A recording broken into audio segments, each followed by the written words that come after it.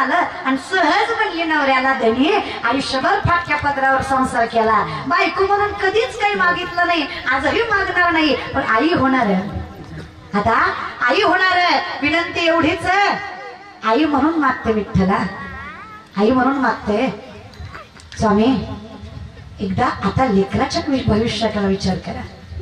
आयुष्यभर विठ्ठल विठ्ठल म्हणला, काही म्हणलं नाही, पण खरं सांगा विठ्ठल विठ्ठल म्हणून कुठं संसार चालतो का आणि परमार्थ करून कुठं आयुष्य बोलतं का? नवजात शिशु जन्माला येणार आहे, लेकरू जन्माला येणार आहे, त्याच्या भविष्याचा विचार करा. पण विठ्ठलाचा नाद सोडा आणि संसाराकडे लक्ष द्या. जोपर्यंत म्हटलं माझी बायको भजनात खंत घालतीये, माझी भजनात भंग करतीये, तिला खंत वाटतीये, मी भजन करतोय त्याचं. 9 महिन्याची गर्भावाशीन बायको सोडून चोखोबाराय गेले बहिणीच्या घरी. बहीण निर्मला नाव तिचं. निर्मलेच्या घरी गेले, इथं दिवस भरले चोखोबाराच्या बायकोला. नवऱ्याची वाट बघतीये, नवरा काही येत नाहीये. दिवस भरत भरत तिला कळा सुरू झाला. 5 मिनिट कळा सुरू झालेला. माय माऊलीनं पांडुरंग परमात्म्याची याचना केली, विनवणी केली देवाला. देवा चुकलं माझं, चुकलं, मान्य करतंय माझं. विठ्ठल विठ्ठल करत होता, पण देव तोंडासमोर तरी होता देवा नवरा माझा. आज घरात कोणी. आणि शेवटी आम्ही जातीहीन, आम्ही कशा आहोत? जातीहीन आहेत. अहो श्रीमंताकडे हाका मारल्या तर लोक जातील, आमच्याकडे जीव चालला तरी कुणी येत नाही. लोक म्हणतात निष्कृष्ट माणसं आहात तुम्ही, जातीहीन आहात, खालच्या जातीतले आहात, खालच्या कुळातले आहात, तुम्हाला कोणी स्पर्श करावा? अहो हाक मारली तरी लोक धावणार नाहीत विठ्ठला, तुम्ही तरी या. याच आहे का? विठ्ठलाचं चिंतन केल्यावर जगाचा मालक रक्षण करतो अशा माझ्याच नवऱ्याच्या मुखात नाही ऐकलं मी. अहो तुम्ही असा अट्टहास नाही विठ्ठला, माझ्या नवऱ्याला तरी धाडून द्या. पण जिथं भगवंताचं नामचिंतन संत करतायत तिथं सामर्थ्याने त्यांना कसलंच भान नाही. देव म्हणले त्यांना आणायचं तर आपल्या हातात नाही, विषय तो त्यांचा झाला. नारायण नावडे जनधन माता पिता, ते ऐकणार आहेत का? मग आता देवाला कुणाला बोलवायची काय गरज आहे? अखेरकडे ब्रह्मांडाला त्रैलोक्याचा नाथ जिंगणार्दम दयागम करुणाकर माझा पांडुरंग परमात्मा. अहो स्वतः साडी नेसतोय, कपाळाला कुंकू लावतोय, गळ्यात डोरलं घालतोय, हातात बांगड्या घालतोय, माझ्या चोखोबारायच्या बायकोसाठी बाईचं रूप घेतोय, निर्मलेचं रूप घेतलं माझ्या पांडुरंग परमात्म्याने. 47 चरणाचा अभंग आहे चोखोबारायांचा, नामदेवरायांचा चोखोबांविषयी. चोखोबाची कांता असे ती गर्भीनं झाली की संपूर्ण नवमास, त्यातलंच 10वं चरण आहे. चोखोबाची बहीण झाला शारंगधर, वहिनी उघडा दार हाका मारी. जगाचा मालक झोपडीच्या दारात आलाय, देवाला गरज नाही बरं बंगल्याची, देव कुठे येतो? झोपडीचा दरवाजा वाजवला त्यानं. अहो कशाचे जातीहीन आणि कशाचे खालच्या कुळातले, माझ्या पांडुरंग परमात्म्याने ज्याचं दार वाजवलं त्याच्या जातीपंथाचा विचार करता का? अधिकार काय असो त्या व्यक्तिमत्वाचा विचार करा. दारात पांडुरंग तू कुठे जातो? गोळ गोत्र आलो तुम्ही सांगा, काय अधिकार असो त्या माणसाचा? अहो महाराज त्या चोखोबाराच्या बायकोला कळा चालू आहे. कसा बसा दरवाजा उघडला, चोखोबाराच्या बायकोनं बघितलं, चोखोबाची बहीण दिसली. देव कुणाचं रूप घेऊन आलता? चोखोबाच्या बहिणीचं, निर्मलेचं रूप घेऊन आलता. चोखोबाची बहीण दिसली. तसा संसाराचा नियम आहे, ननंद आल्यावर आनंद होत नाही, पण हिला झाला, हिला लय झाला महाराज. हिनं अशी गळ्याला मिठी मारली आणि म्हणली, बरे बाई केले देवे धाडियले. बरं बाई केलं, देवानं धाडलं तुम्हाला. आता तुम्ही ऐकताय कीर्तन, खरं सांगा देवानं धाडलं का? देवच आला ना दादा. तिला कुठं माहित होतं? ज्या विठ्ठलाच्या नामाला खंत समजायची, त्या विठ्ठलाच्याच नामामुळं ज्याला मिठी मारून रडत होती तो जगाचा मालक होता, जो तिचं डोळं पुसत होता. जगातलं सगळ्यात खालचं काम आहे बाळंपण करणं, तेही माझ्या पांडुरंगानं चोखोबाराच्या बायकोचं केलं. भरत भरत भरत भरत दिवस भरत आले. माझ्या पांडुरंग परमात्म्यानं दारातल्या झाडणुकीपासून घरातल्या स्वयंपाकापर्यंत सगळं काम केलं. कुठल्याच प्रकारची लाज बाळगली नाही. राखावया भक्ती काज नाही लाज धरीत, तोच तर माझा विठ्ठल आहे. भक्तांची काज राखायला लाज कुठं धरतो दादा? लाज सोडून सारं करतो, सगळं केलं. अहो सिंहासनाधीश्वर आहे, द्वारकेचा राजा आहे, सोन्याची सिंहासनावर बसणारा पांडुरंग आहे. पण भक्तासाठी लाज बाळगत नाहीच, बाळगली पाहिजे, नाहीच बाळगत माझा विठ्ठल. मग महाराज माझ्या विठ्ठलानं सगळं काम केलं, सगळं. संतोष दादा आपलं पण तसंच आहे, म्हणजे तुमचं महाराज बरं का, माणूस किती मोठा आहे, किती सत्ताधीश आहे, कुठल्या अधिकारावर आहे हे महत्वाचं नसतं. देवाच्या ठिकाणी लाज न बाळगणं सगळ्यात मोठं सामर्थ्य असतं. जसं तुम्ही काम करताना कुठली लाज बाळगत नाही ना, तसा माझा विठ्ठल कुठलंच काम करायची लाज बाळगत नाही.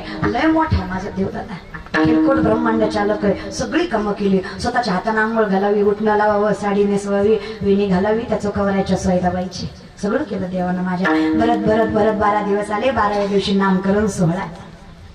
पहिलं बारसं करायचं, 12व्या दिवशी नामकरण सोहळा. कुणाचा? भकरदादाच्या पोराचा काय, चोखोबारायच्या पोराचा काय? नामकरण सोहळा महाराज बरं का, नामकरण सोहळा. अहो नाव ठेवायचं म्हणे, नाव ठेवायचं. पण सोयराबाईच्या डोळ्यात पाणी आलं. सोयराबाई म्हणली, निर्मलाताई मला बी वाटतं लय मोठं बारसं करावं, लय मोठं असं पंचकृषीनं यावं, लेकराला आशीर्वाद द्यावं, जीवन जावं. वाटतं की हो आई आहे की, वाटायला काय जातंय, वाटतं. पण मला कळतं जिचा नवरा सोबत नाही, जिच्या हातात काही नाही, जी असताना जातीहीन, जिला लोक मानत नाही, तिच्या लेकराच्या बारशाला कोण येणार आहे?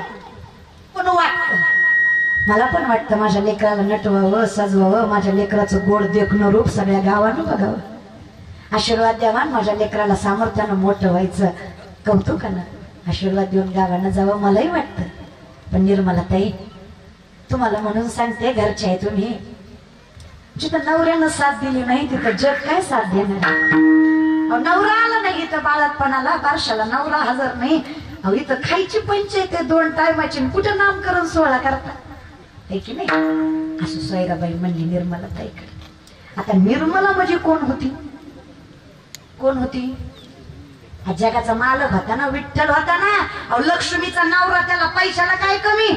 पाय लक्ष्मीचे, तो नवरा लक्ष्मीचा आहे, त्याला पैशाला काय कमी आहे? तू म्हणला काय काळजी करू नका वहिनी, पाहिजे तसा नामकरण सोहळा करू. डोळ्याचं टिप्पण फिटावं, डोळ्याचं पान फिटावं, असं स्वर्गासारखं सुख सोहळा दारात उभा केला माझ्या परमात्म्यानं. तुमच्या आमच्या लेकराचं नाव ठेवायला माणसं येत्याल, माझ्या चोखोबाराच्या पोराचं नाव ठेवायला साक्षात पांडुरंग आला, आणि माझ्या पांडुरंगानं पोराचं नाव ठेवलं कर्ममेळा.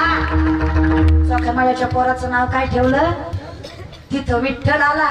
तुम्हाला काय वाटतं इथं आल्याशिवाय राहिला असेल का?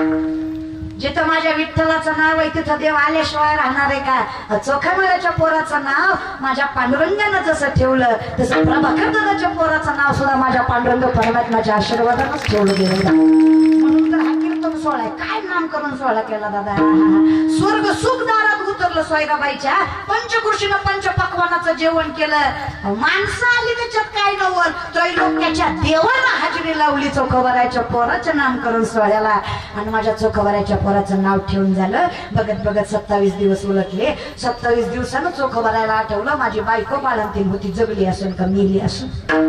किती दिवसानं? आपल्यात आणि संतात फरकच आहे. आपण पंढरपूरला गेलो की ड्रायव्हरला म्हणतो गाडीचं तोंड वळवून ठेवू, म्हणजे दर्शन झाल्या निघा येते. आपण त्यातले आपल्याला देवळदारातले थांबू वाटत नाही, ती संतच वेगळं असतं. 27 दिवसानं चोखोबाराई घराकडे निघाले. देवाला कळलं न सांगता तो मग कळू येते. देवाचं वायफाय हायफाय वायरलेस कनेक्शन हा, जबरदस्त नेटवर्क दादा. देव लगेच निघाला ते कोण. देव म्हणले आता निघतो. देव काय म्हणले? वहिनी आता येते. अहो थांबा, घरधनाला येऊ द्या, साडी चोळी करते. तुमचं पान फिटणार आहे का मला सांगा बरं. अहो किती तुम्ही केलं माझ्यासाठी, तुमचं बोलून पान फिटणार आहे का, वागून पान फिटणार आहे का? थांबा थांबा, माझ्या नवऱ्याला येऊ द्या. ते म्हणले नाही नाही, माझा नवरा वाट बघतोय. कुणाचा? हिजा, या सगळ्या जगाचा नवरा, ह्याला कुठला नवरा? पण किती नाटकं महाराज. देव म्हणला आता नाही, आता येतो बरं का. देव निघाले. देव पुढे जाईपर्यंत लगेच पांडुरंग परमात्मा पुढे जाईपर्यंत लगेच चोखोबाराई आले. तुम्ही फक्त माय मावले मला विचार करून सांगा, असं तुम्ही बाळाती नाही, असं तुमचा नवरा तुम्हाला 9 महिन्याचं सोडून गेला आणि 27 दिवसानं आला, तुम्ही स्वागत कसं करचाल ग माय मावले? माय मावले स्वागत कसं करचाल ग? असं तिथून म्हणते तिथं थांब, पुढे येऊ नको, तुझा माझा संबंध नाही. लेकरं काय माझ्या एकटीचं लेकरू होतं का? तुझं कोण लागत नव्हतं का? अरे भरबाळपणात सोडून गेला. लई बोलली असती, कमी नाही. पण संतांच्या बायका संतांसारख्याच असतात. तेवढं आपलं नशीब नाही एवढी चांगली बायको भेटाय. संतांच्या बायका तक्रार करीत आपल्या तक्रार केल्याशिवाय राहत नाही. पण आपली पण माय बाय गोड असतात दादा. बायकोशिवाय आयुष्य नाही दादा. तुम्ही काही म्हणा, तुम्ही काही म्हणसाल, पण शेवटी म्हातारपणी आई म्हणून सांभाळते ती बायकोच असते दादा. बायकोची कदर करायला शिकत जा, 2 शब्द प्रेमाने बोलत जा, त्याला काय होतंय? देव सुद्धा बायकोचं ऐकतो, तुमची काय गत आहे? देव सुद्धा ऐकतो. तेच ना, नकाशा म्हणलेलं वर्णन माझा. राही रखमाबाई तुम्हा येऊ द्या दया, तिचे हलवून जागे करा देवराया. ऐकतोच की बायकोच. आता सगळ्या संतांनी बायकोला सांगितलंय म्हणजे ऐकल्याशिवाय सांगतोय का? सांगतायत म्हणजे देव ऐकतो, ऐकतच आहे. तुम्हाला बी सांगते, काही नाही महाराज, नवरा चांगला असला की आयुष्य सुखाचं जातं असं मी नाही, माऊली म्हणतात. मला काय करायचंय, आपलं झालं नाही, आपल्याला कुठलंही अक्कल आहे महाराज का? माऊली म्हणतात. जरी सगळ्याचा जीवाला बाई सासरवास आहे, प्रेम नवऱ्याचं भेटलं की बाई सासरवास सहन करते म्हणून तुका म्हणतात. तुका म्हणे सोपे आहे सर्व होणी शहाणा तू. आता तुका मला म्हणतात सांगितलं मी संसारातला जोडला महाराज. दोन्हीकडला धनी शहाणा लागतो, बाकी काय नाही, आयुष्य सुखाचं जातं. आता काय कौतुक करावं दादा, सोयराबाईनं शब्दाची तक्रार केली नाही. सोयराबाईनं आपलं पोरगं घेतलं, हातात दिलं, चुक भरायच्या हातात. स्वामी कर्म मिळा, डोळ्यातनं पाणी आलं. सोयराबाई बोलता बोलता म्हणल्या, ताई गाठ पडल्या का? कुठल्या ताई? निर्मला ताई. आता तुम्हीच निर्मलेकडनं आले. चोख भरायला वाटलं माझी बायको बाळणपणात मी नव्हतो म्हणून डोक्यावर पडली काय की? आता मीच बहिणीकडनं आलो आणि हे म्हणतो बहीण भेटली का? इडी का तू? तर मी इडी. ह्या माय मावलेला विचार बरं, होत्या का नाही ग सोयराबाई? होत्या का नाही निर्मला ताई? होत्या. एकीकडनं कौतुक करून सांगावं. काय सांगावं चुकवा तुम्हाला? काय तुमची बहीण? हो पान फेडलं हो तुमच्या बहिणीनं, हो काम केलं, हो काम, पत्रवाळ्या उचलल्या, हो झाडाच्या झाडोटीपासून घरातल्या स्वयंपाकापर्यंत सगळं केलं. तुमच्या बहिणीसारखी बहीण पाहिजे नाही. चक्राच्या डोळ्यातनं पाणी आलं, हातातलं पोरगं पंढरीकडे दाखवलं, पांडुरंगाला विचारलं, देवा काय केलं रे मी? अखंड चिंतन, तुझं विठ्ठल विठ्ठल नाम घेतलं, लोकांची गुरु राखत तुझं भजन केलं. तुला कधी चांगल्या कपड्याचे वस्त्र नाही, चांगल्या कपड्याचं देव, चांगल्या माणसाचं देव घर नाही, तुला कधी चांगल्या अत्तराचा सुगंध नाही, तुला कधी चांगला प्रसाद नाही, तरी माझ्यासाठी एवढं केलं. तू सांग विठ्ठला, तुला मायबाप तरी कसे म्हणायचे नाही? आणि मी फक्त तुझं चिंतन केलं, तू सामर्थ्याने माझा संसार सांभाळलास, एवढं कौतुक तुझं करावं तेवढं कमी विठ्ठल. अखंड चिंतन विठोबाचे. तुम्ही काळजी करू नका, ज्याचं नामकरण पांडुरंगानं केलं ते सात्विक शिवाय असणार आहे का दादा? ज्याचं नामकरण परमात्म्यानं करावं तो सामर्थ्याने जगाच्या मालकाचं कौतुक करणारच आहे दादा. म्हणून आम्ही विनवणी करून सांगतो, देवा आम्हाला ज्ञात आहे कन्यापुत्र होती जे सात्विक,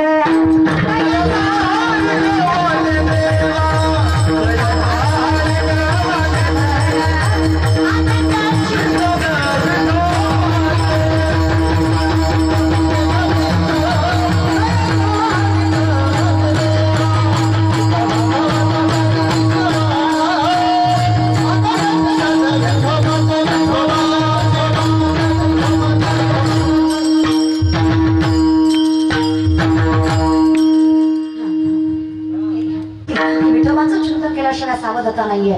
एक श्रवण, आता श्रवण ही नवविधा भक्तीमध्ये सगळ्यात श्रेष्ठ भक्ती मानली जाते. कथनापेक्षा श्रवण. मग कुठेही जा तुम्ही, आमच्याकडे श्रवणाला जास्त महत्व आहे. मग नवविधा भक्तीमधली सगळ्यात श्रेष्ठ भक्ती श्रवण म्हणून तुकोबाराय सांगतात. करीती श्रवण अखंड विठोबाचं चिंतन तयाचा हरिक पाठे देवा सामर्थ्याने कुळी कन्यापुत्र होती जे. हे देवाचंच कौतुक आहे की संतती चांगली जन्माला आली. कळतंय? हे देवानं केलेलं कौतुक आहे की संतती चांगली जन्माला आली आहे. शेवटी ज्यांच्या पोटी जन्माला आली तरी माझ्या दैवा. मग हे सगळं कधी शक्य आहे? दोन्ही हात वर करा, शक्य करू दाखवू आपण. दोन्ही कुळ पावन करायचं ना, संतती योग्य पाहिजे.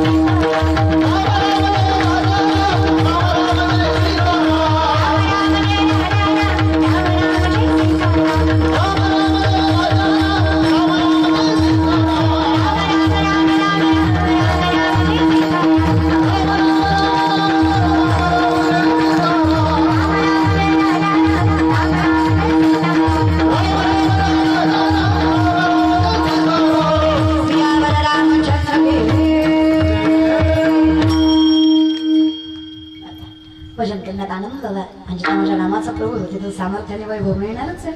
महाराज कौतुक काय करावं? काही नाही, फक्त अखंड चिंतन विठोबाचं. हेच देवाचं कौतुक आहे. ज्याने केलं अखंड सामर्थ्याने श्रेष्ठ वैभव, समृद्धी, ऐश्वर, ज्ञान, परिपूर्णता त्याच्याकडे आहेच. हे आम्ही विश्वासाने सांगतो. तरले तरती हा भरवसा नामधारकाचा, ज्याच्या मुखात नाम आहे, नामा म्हणे तया असावे कल्याण, जामकी निदान विठोबाय.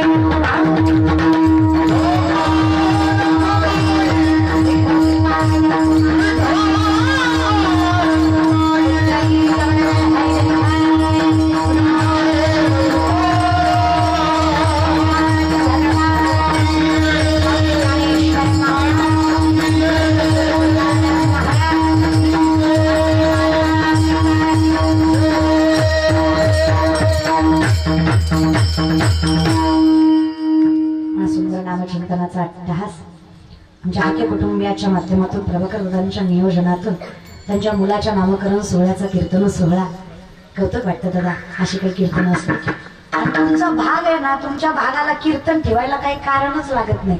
मामा ते आपण गेल्या वेळेस सकाळचं कीर्तन केलं पेट्रोल पंपातलं होतं ना, तुम्ही होतं मामा पेट्रोल पंपातलं कीर्तन आमच्या शेजारी. हो, पेट्रोल पंपाच्या उद्घाटनाला कीर्तन. आता काय बॉम्बलाचा आबून घ्यायचा का? पेट्रोलचा आबून कुठं गाठ्यात सापडणार आहे का दादा? पण आता काय करता, म्हणजे हा जो भाग आहे ना हिंगोली जिल्हा, मी कायम कौतुकानं सांगते. तुम्ही पश्चिम महाराष्ट्रात का आता मी पश्चिम महाराष्ट्रातली, आमच्याकडे पैशाला उठो बघता पैसा, पण आम्ही भाग्यवान बी आहे. जगाचा मालक आमच्या महाराष्ट्रात, पश्चिम महाराष्ट्रात सोलापूर जिल्हा, त्याच्यामुळे आम्हाला माज बी आहे महाराष्ट्रात. त्याच्यामुळे आमच्याकडे कसं आहे, सत्याला सुद्धा 50च्या पलीकडे माणसं सापडत नाही. एखादा चांगला कीर्तनकार आणला तर 1000ची गाठ होती. नाही तर सातारा सांगली या भागात जर तुम्ही कधी गेलात कीर्तनाला तर पब्लिक जमत. तुमच्याकडे कुठला महाराज आहे हे बघून माणसं येत नाही. कीर्तन असलं की मंडप भरणारच हे वैभव तुमच्या हिंगोली जिल्ह्यात. कष्ट करून शेतकऱ्यासारखी जगणारी माणसं आणि खरंच आहे की दादा तुमचं मन इतकं मोठं आहे.